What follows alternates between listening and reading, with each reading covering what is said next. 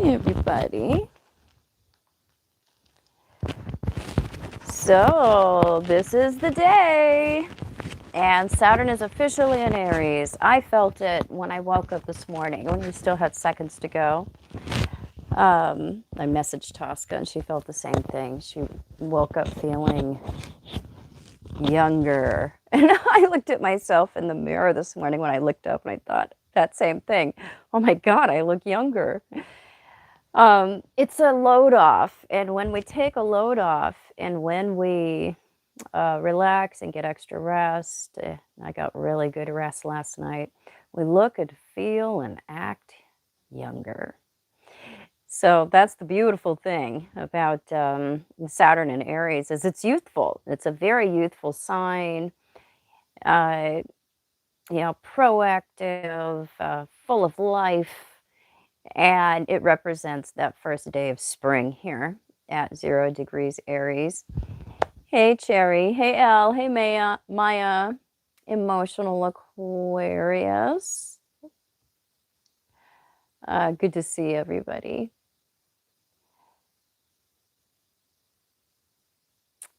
Hey, Ruby. Uh, yeah, it is an interesting warm into winter. Not here, I think. This week, we're actually going to get winter all in 1 week or a week and a half. But yeah, it's been an interesting pattern of weather events. I suspect that next year will be more dramatic in terms of weather cycles. Oh, Cherry, you miss when I used to cook during the live stream and showing the garden. Well, the garden is going to be awesome this year. Spring will be upon us, and I'll definitely get outside with you. And I do love being in the kitchen. Just haven't had you guys in there with me lately. So, oh boy, are we ever going to reclaim our youth during this period of time? They've got, about 2.5 years of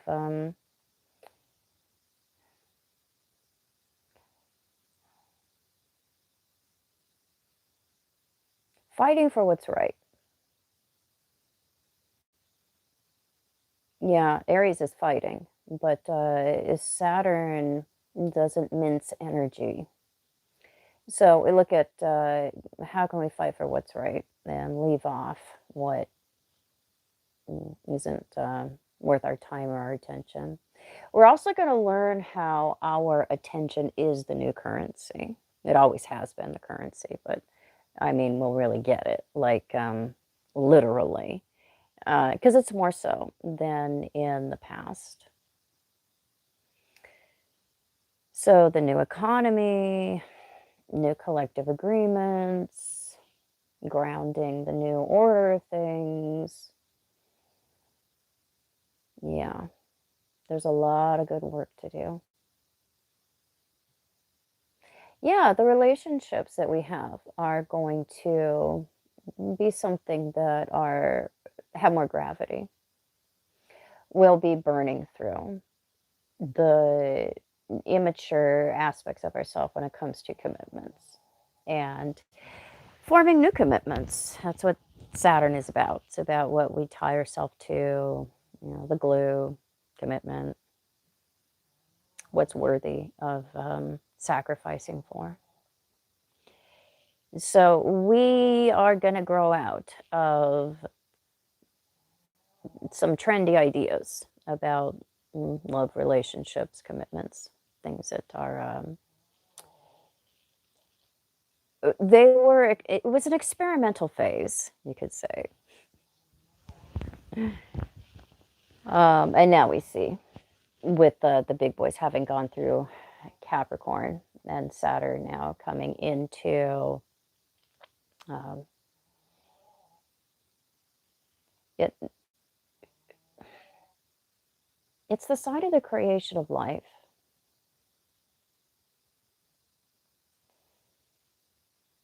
And we're going to take that a lot more seriously.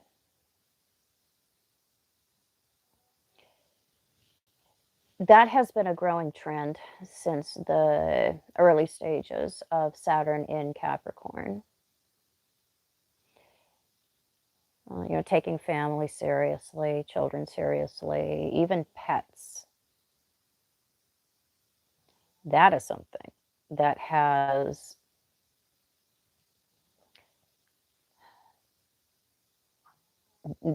matured, that idea of life, ownership, responsibility. So we'll come to new agreements about what family is. And uh, there's a lot of people that are longing for connection, longing for family, but they want to do it right. And that will be a big theme with a Saturn in Aries. Quality relationships and relationships that can lead to, a viable union that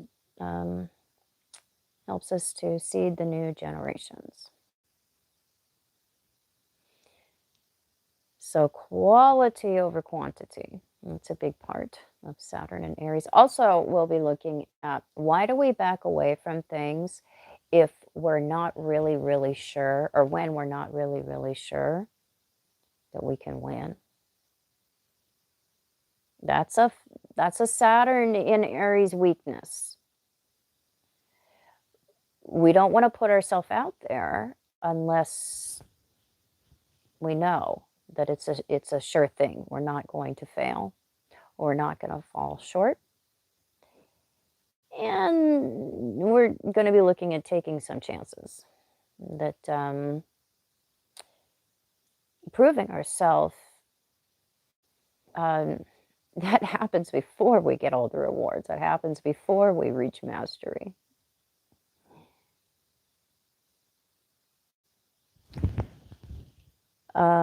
Irene, I feel a lot closer to my cats this week. Honestly, I do. I feel a lot of regret from past choices relationally. That was those last degrees in Pisces. Yeah, I can also relate to that. And we've had a lot of disclosure, and we will continue to have disclosure through Saturn and Neptune. It's more a Neptune thing, but Saturn is going to kind of force the issue when it comes to systems, governments, institutions, providing more disclosure. But it's really primarily a Neptune in Aries thing. Transparency, clearing away the fog. And a lot of us have been dealing with guilt over the past year, looking at what is our peace, and how the world is going, how, are we building the right kind of future? And that's a part of having a new and better world. We have to individually have a reckoning, or else we can't see anything different collectively. So, yeah, pretty interesting stuff. Charlotte, Saturn and Neptune transit in your 10th house. Yeah, your midheaven in Pisces. Yes, well, they're away now. They're away from the midheaven, and the mean, or the bulk, it sounds like, of the 10th house that's in Pisces. So still, a lot of us have that. We'll have a split house if you're not using whole signs. So it sounds like it has gone to the latter part of the 10th house for you. And that is a different flavor. It was going through a letting go process, or a disillusioning process, while it was in the 10th house in Pisces. That's related to career, to image, what you want to grow up to be. Hey, Ariana. And now it's that same context The houses show the context where things happen.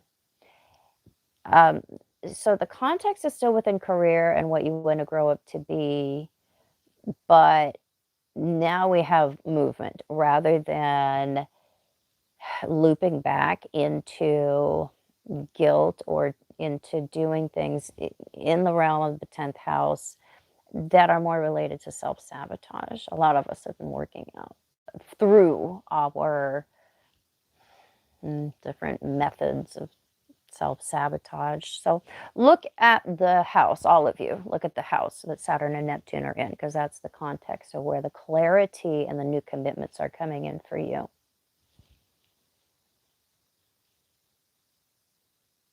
Um,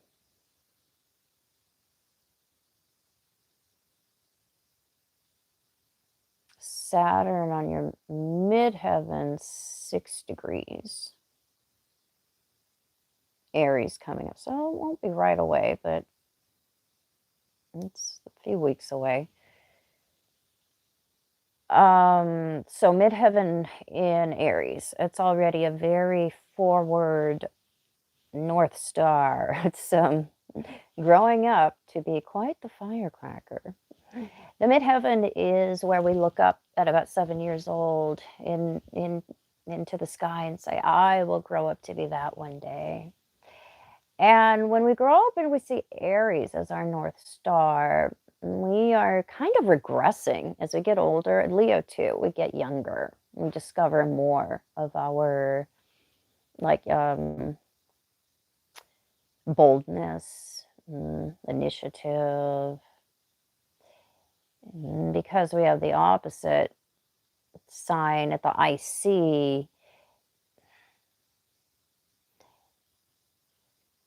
Growing younger entails developing confidence. And as we do develop that confidence, we say no to more things that we really don't want, yes to a lot of things that we really do want. We really start living out loud with Aries midheaven. Yeah, it's kind of an unabashed slice of me up there. Not the most professional North Star. This is not Capricorn midheaven, where we're concerned about status. We're more concerned about living. We want to live rather than acquire with that midheaven. Second Saturn return coming up, 7 degrees in Aries in the 5th house. Well, you made it to the second one. Some of us make it to the third. Yeah, boy. So you're going to be deciding what you want to do with this last third of your life. The second Saturn return is pretty darn consequential. A lot of us retire around that time. And we're certainly thinking about quality of life and what are we going to do with ourselves now that we are older, smarter, hopefully have more resources. Yeah, that second Saturn return could be really freeing. I've seen some people really, really work through the final stages of their guilt with that one. And some people really, really release themselves.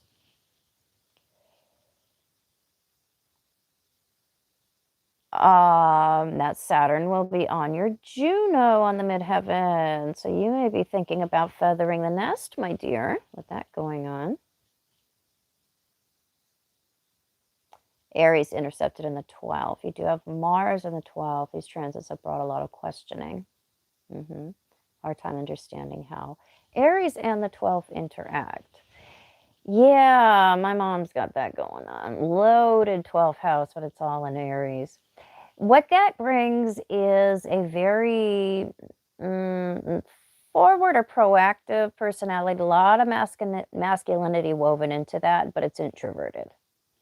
And it's expressed in the context of life or areas of life where there are less people. It's less hidden. So my mom's a really good example, just ton of planets in Aries, but, if she were isolated on a desert island, she would be totally fine with that. That's typically not gonna be the case when we have Aries, if Aries planets, because we want the competition, we want the interaction, we wanna play, we need that, um, that energy of, somebody keeping up with us. Not the case if it's in the 12th house. We definitely do have that boldness and that confidence, but much more, mm,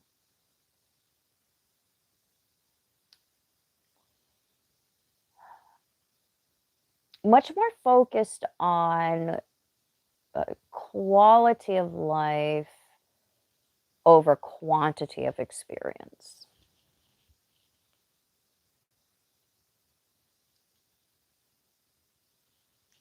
Hey, Mariana.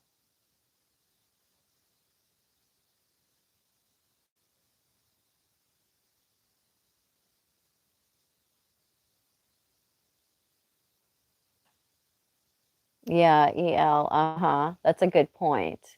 Um, yeah, Neptune is at least going through the house that it does naturally rule, which can make things easier. Hey, Donnie. Oh, you're watching me on your phone. I probably look better because I'm smaller on the phone.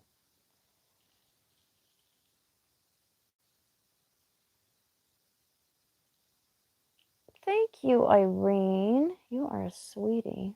Do you have a question?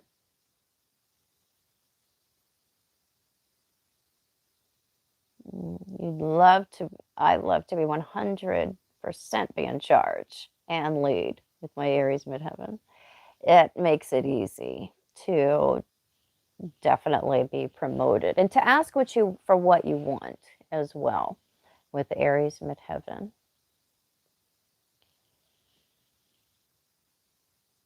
Donnie, what could be some themes when transit Saturn conjuncts Mars? Well, we feel restricted. And if we get a triple transit of Saturn to Mars, it's a certain period of time where we can feel like we aren't getting anything done. We are fit to be tied.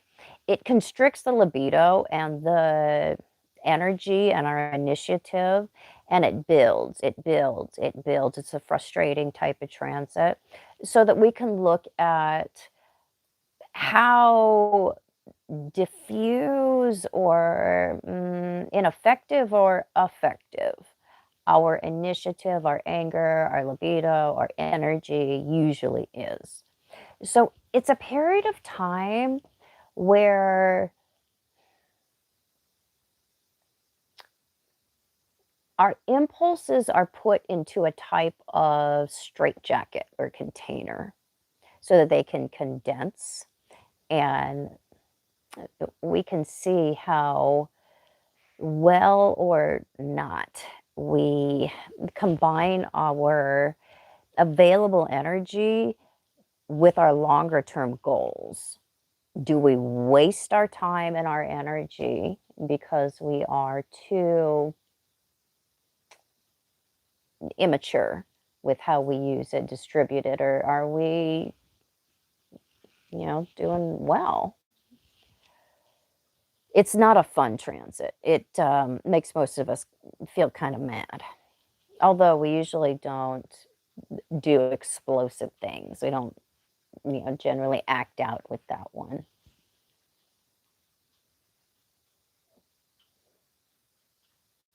Hey, intuitively. Molly, Aries and North Node in the 11th. Mercury and Aries in the 10th.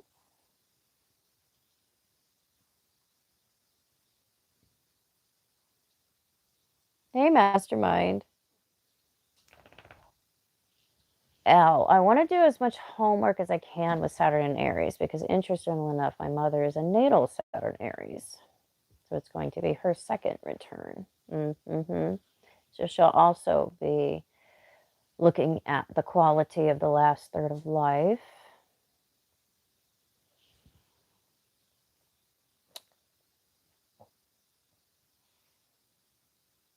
Wondering if our synastry is aligned in preparation of this transition.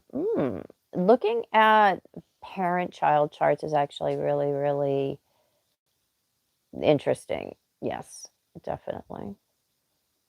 It explains a lot. We actually usually have pretty bad aspects between parent and children most of the time.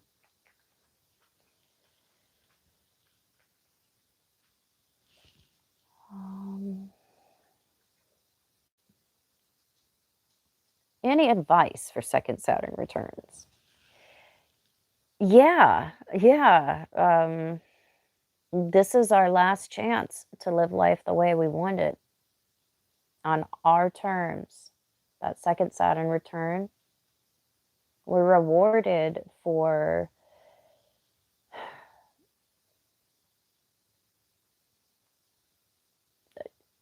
finally embracing or finishing or really getting the individuation process. It can take a lifetime until our Chiron return, second Saturn return, to really work our way out of everything that our parents did to us, and to really feel like we're finally an adult at 57, 50 years old. Uh, yeah, that second Saturn return, I mean, we don't have much time left in terms of mobile years. And we need to be looking at our bucket list, looking at, if I only have so much time,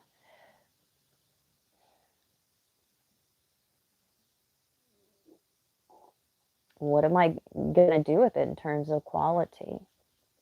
So, a lot of people choose to step down from their responsibilities at that time because we see that our heart isn't in it.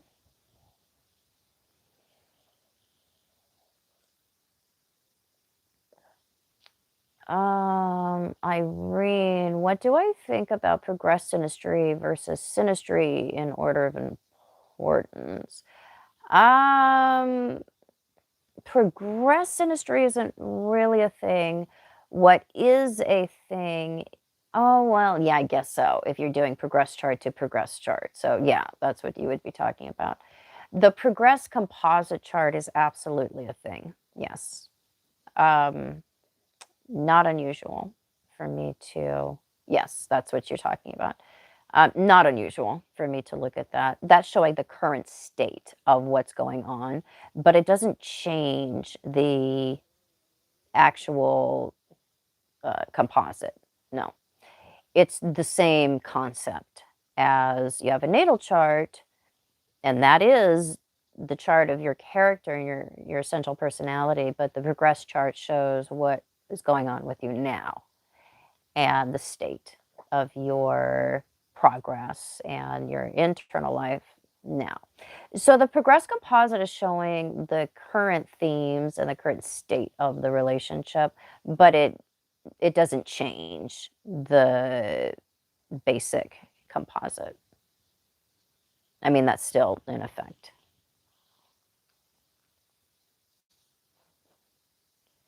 Is it better to check transits to the natal composite or progress composite?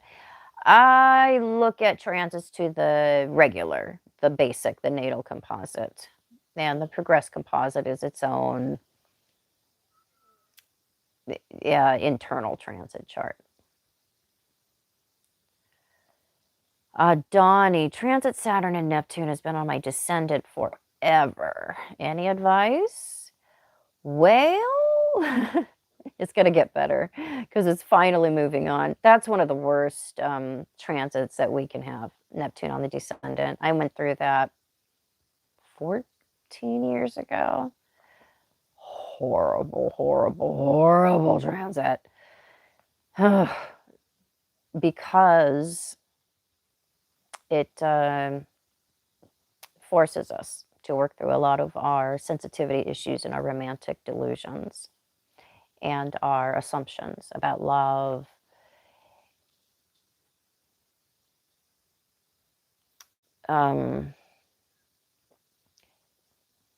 we tend to deceive ourselves pretty heavily and can experience some really terrible heartbreak during that particular transit. And if Saturn is there as well, that's something that can actually bring some stiffening and some, what is the word, anchoring to that transit that usually we're going to be totally lacking. We're just like fumbling around in the dark with Neptune on the descendant on its own. But with Saturn there, that's bringing gravity, that's bringing the um, the ability to understand what's most important and to prioritize what is real, what even if it's not everything that you ever wanted to see or ever wanted to be, to prioritize what's real, what's available, and to not see life as something that is just a place to scrape your boots while you wait for something better. So real love, real true love, unconditional love, you could really discover that. First for yourself, because you're working through your shadow issues, and secondarily for another.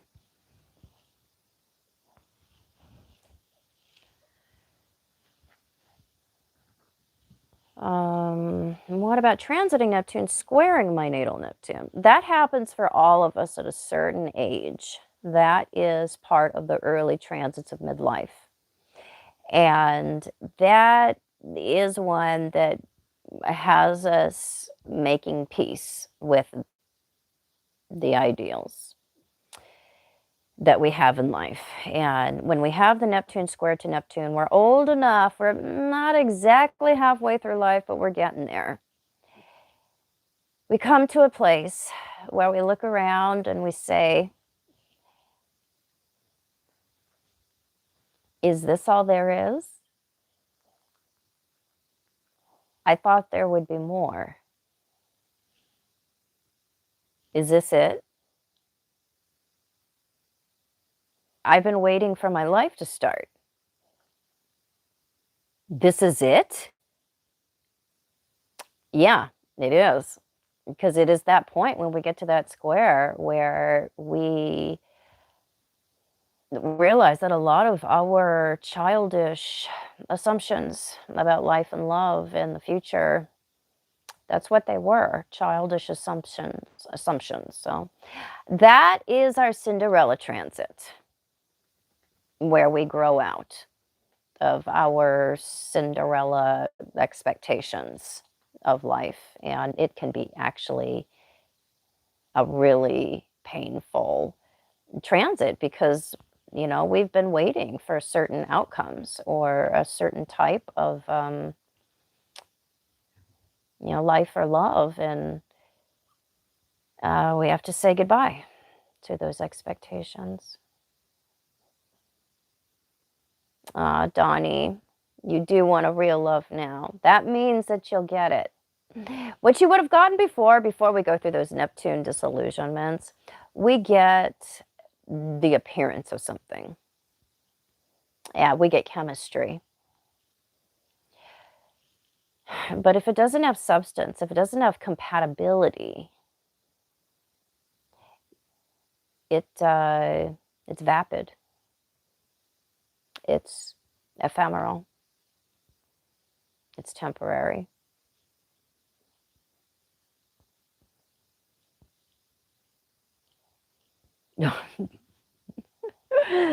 Cue the Celine Dion song, All by Myself. Oh, Donnie, that's a cute one. Yeah, I think the best song she ever sang. Did you ever hear Water from the Moon by Celine Dion? It's not one of her most popular songs, but when I was younger. I think that may have been my theme song before I went through my Neptune transits. Now I would never settle for singing such a song. Hey, Vinay, what's going on? Irene, respect over love for me. I agree with you.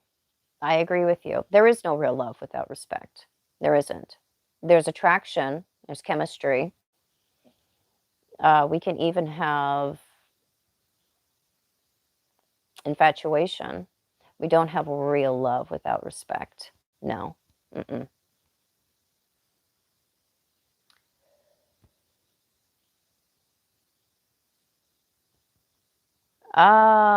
Jocelyn, would the fifth house transit be similar to what I said about the seventh house? No. Well, no, no, because it is not the shadow side. The fifth house transits are more apparent. We're not dealing with the hiddenness of our own anima or animus.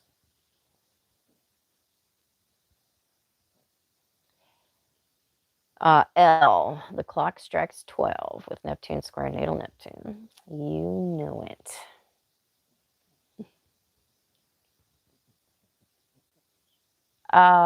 Irene, Jewel, did you not at end of Neptune square feel a relief with it or no? Yes, I did.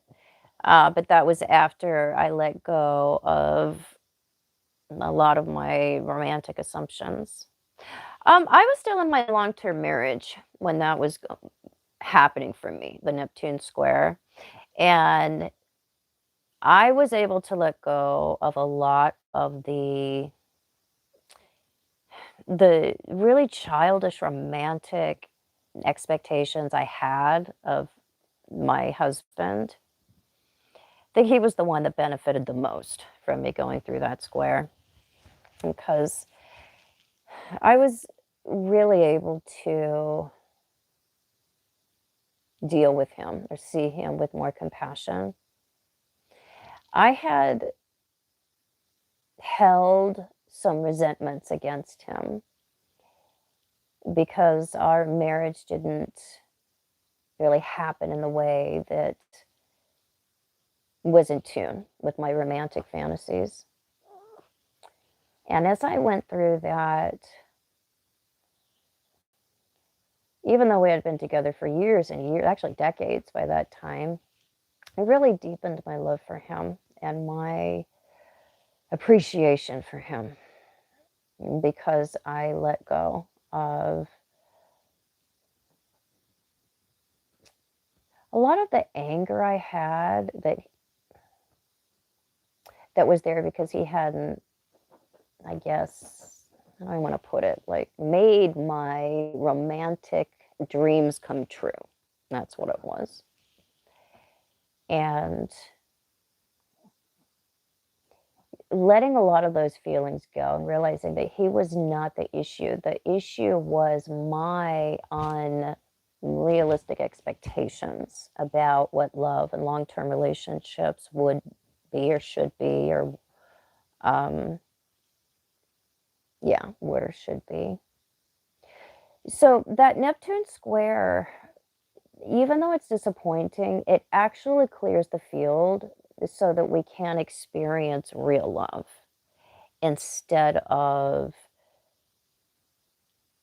waiting for, yeah, I guess fantasies to arrive.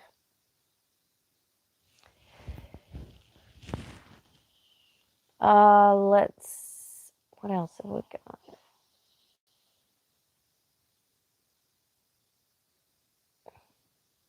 Oh, Vinay, over a major physical, literal heartache last evening without respect.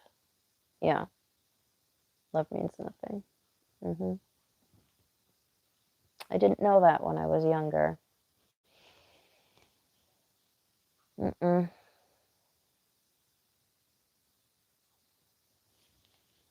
Yeah, Irene, definitely emptying into the void type feeling. Ariana, Uranus will loosely oppose your Sagittarius, Pluto, Venus, Mars.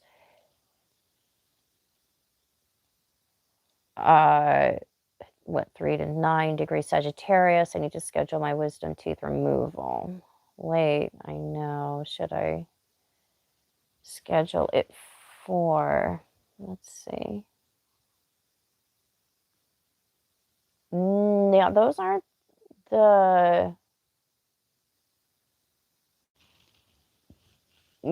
transits that I would associate with difficulty with a wisdom tooth procedure. That is something that's going to be a Mercury or Saturn event, and that does it's kind of a rite of passage when we have that particular procedure done. Let's see.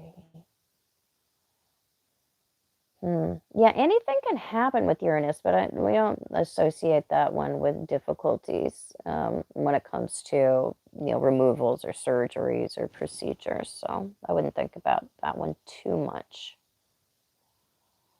I would be watching for hard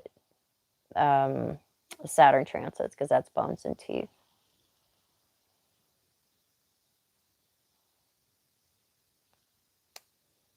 EL, question regarding your natal Capricorn stellium with Saturn and Neptune in the early degrees with Aries. What does that say about the generation with Uranus, Saturn, and Neptune in Capricorn?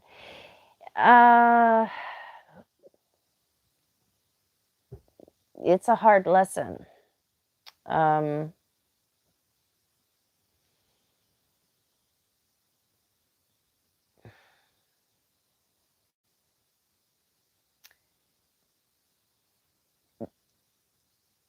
It's the square for them, and at that time, we're severing ourselves from employment. We don't want parents we don't want to listen to, authority figures who don't really have our best interest in mind. So it's going to be a little window of nihilism, and with probably feeling like they are not receiving the kind of help or uh, the societal support or governmental support that they're looking for. And hopefully that will push them into their own community projects. But they're going to feel like um, they're probably going to feel like the generations before them have ruined everything. It will be the bottom line.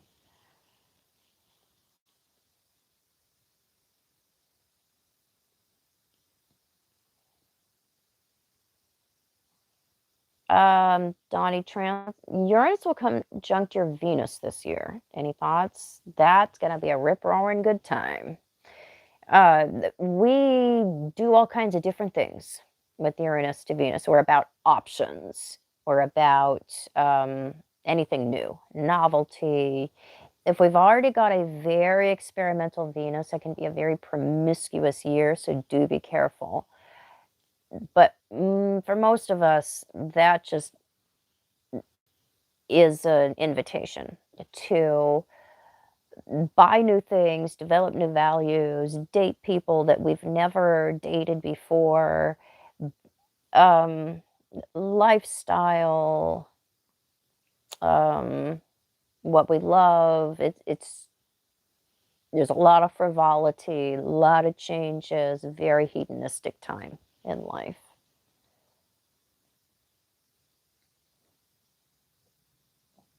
Oh, Indigo Pisces, you another second Saturn return person. I'm surprised that we have as many older people in this audience as we do, because astrology is something that attracts young people most of the time. But I do have a pretty astute audience, so I shouldn't be surprised.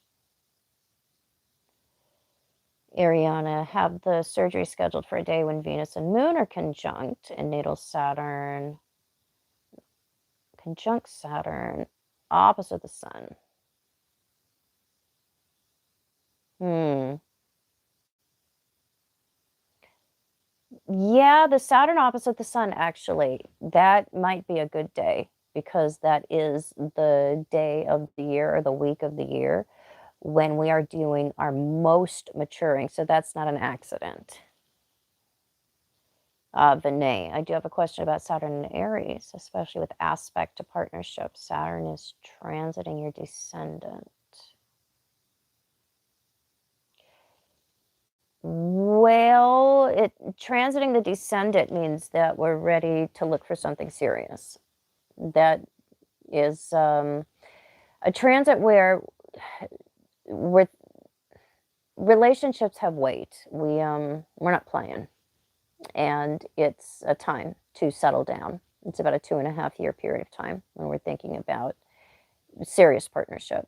If we're already in a relationship and it's not serving us, it's not really something that we should be bringing with us into the future, it's most likely to break up at that time. Jupiter on the descendant, Uranus on the descendant, Saturn on the descendant, very, very common to have relationships run their course. If either one of those are there, if they need to break up, we will. They won't cause relationships that are good for us to end. Shh, there's nothing going on. Shh, there's nothing going on. Would I subscribe to the notion that in the context of astrology, an ideal long-term partner would be a seventh house person that balances and stabilizes one's first house? Of course, external factors are likely more important. Yes, yes, we are looking for people that are described by our seventh house. The sign, girls, leave the cat alone.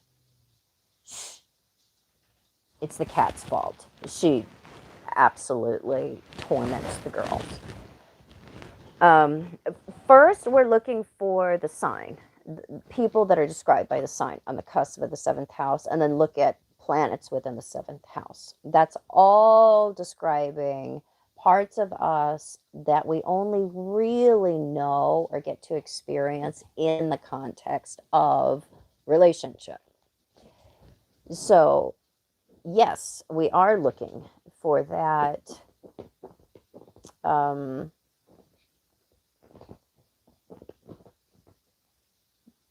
That person that, yes, brings balance to the ascendant, but also helps us to know the descendant part of ourself. We can't see that unless it is an active participation with another person. So, yes.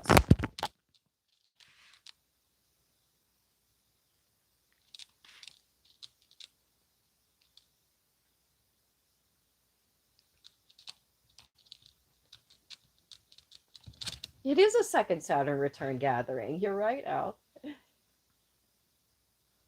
Indigo Pisces, been single 6 years. Saturn conjunct Venus in Aries. North Node 0 degrees Aries. Well, you may not be single for a lot more years because now you have Saturn and Neptune right on your North Node there. And that's bringing mission, um, purpose, and probably a lot of social purpose with that as well. But Saturn at the North Node is going to put you to work regarding figuring out what is your particular contribution, what is your dharma. So no more bouncing around for a while here.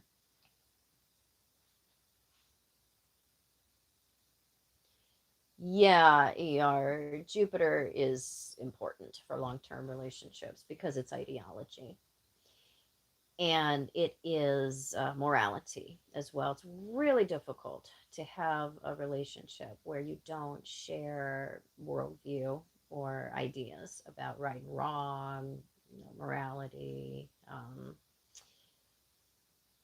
And it's our definition of joy as well. So, yeah.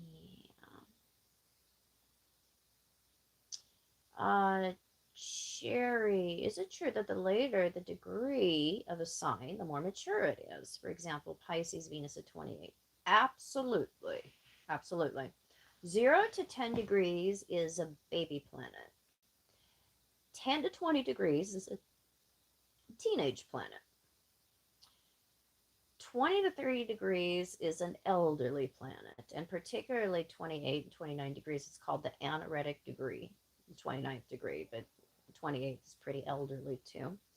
Planets at 28 and 29 degrees can be very ambivalent, very similar to how a mother who has a baby in her 40s is much more paranoid than a mother who has a baby at 20 or in her 20s. Because the older planet, the older mother, is much more aware of everything that can happen. And so planets at 29, 28, 29 degrees, we can have a lot of vacillation and a lot of back and forth, ambivalence, because there is more encompassed awareness. Where planets that are at 0 degrees, especially 0, 1 degree, much more impulsive. We can have the opposite problem where we leap before we look or think.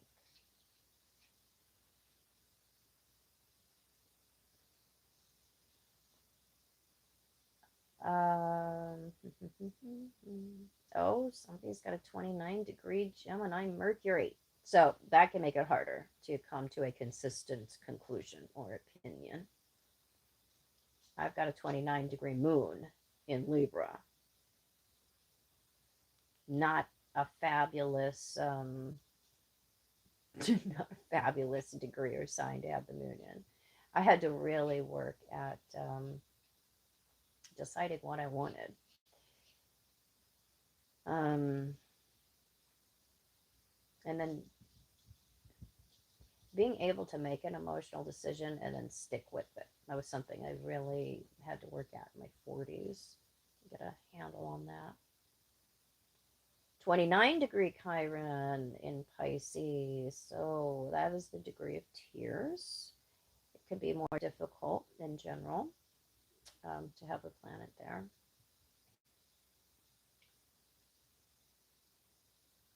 What about Pluto at 29 Libra? We are dealing with power issues that we may not be completely committed to handling one way or another because it is at that anaretic degree in Libra. We have to learn to just make a decision and go with it and let the chips fall where they may.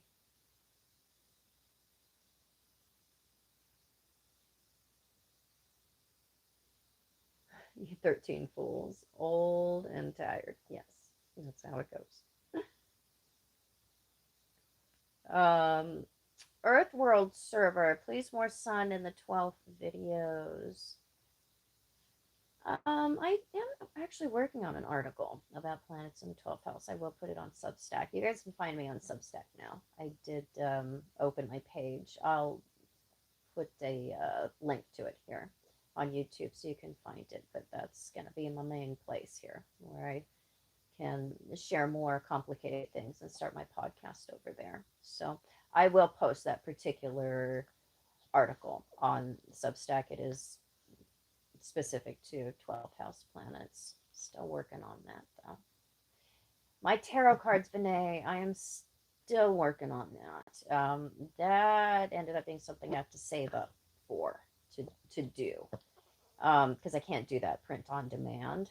So I am having to do a little bit of an investment in that one. So it's taking me a little bit longer to figure that out. All right, guys, I'm going to get going for now. Oh, Neptune and Aries will transit my Leo Venus 5 degrees for a while. Gemini M8. So Neptune transiting Venus is a beautiful transit. A lot of the time. We do have to be careful about what we choose to believe in. We can fall extremely in love under that particular transit, but it may not be real. It's not as bad as the other hard transits, but that is considered a difficult transit in itself. It's, again, not as bad as it could be. Very artistic. Our compassion is just available to us. That's a beautiful time of life. We can either be extremely, extremely deceived and heartbroken, or find real love, real true love. And sometimes finding a real, real true love comes after the heartbreak because we learn to see the difference. So hang in there, my friend. Ariana, is transit Neptune square Venus the hardest Neptune transit? That one or the opposition? Yeah. Mm-hmm. Oh, Vinay, you need to get some sleep, my friend.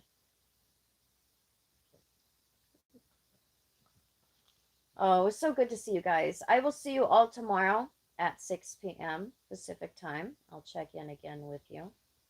And thank you guys.